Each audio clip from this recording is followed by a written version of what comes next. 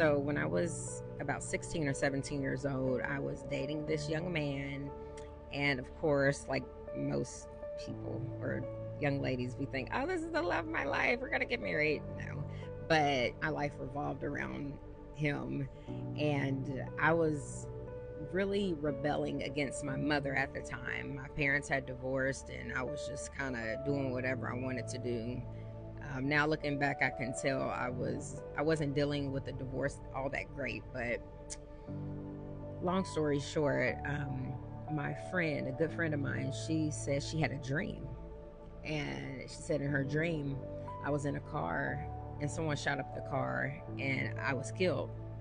Now, because of the young man I was dealing with at the time, I knew that was a possibility because of what he was involved in and also the people he was connected to. So that was my first warning. My second warning was when I went to church, and a prophet, she called me up and she said that God was pretty much no longer going to deal with my mess and that I better straighten up or else. And I didn't need to read between the lines. I knew exactly what she was saying. So after that, I broke up with my little boyfriend, and I didn't get everything right immediately, but I took heed to the warning, and I thank God that I was aware enough to know not to play with God any longer. And so I'm making this video for somebody, whoever it may be. When you know God is warning you, you better take and heed that warning. I knew he wasn't playing with me. I knew I was giving my mother a hard time. My mother is a praying woman, she's a believer, and I could just tell she was so exhausted from my behavior. I was raised in the church. I knew right from wrong. I didn't have any excuse.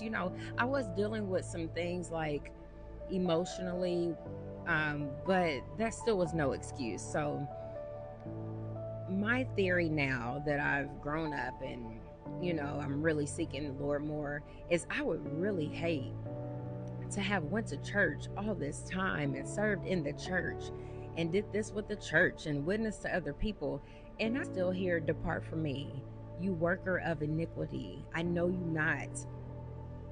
Can you imagine? Can you imagine being in church, knowing the scripture, knowing that you can't operate in unforgiveness, knowing that we're supposed to love and show kindness and about all the things, and you still don't make it in because you weren't heeding the warnings? So I just want to encourage somebody that if you know God is knocking at the door of your heart, answer the door.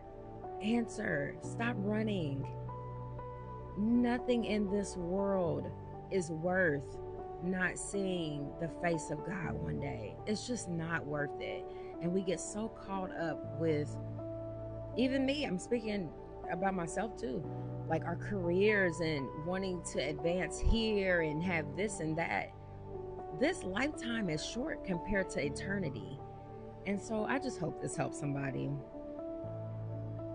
The word says, the day you hear my voice, harden not your heart. We just have to make sure we realize what is a priority. If you feel the need to start going to church, or if you feel the need to find a church home, go find that church home.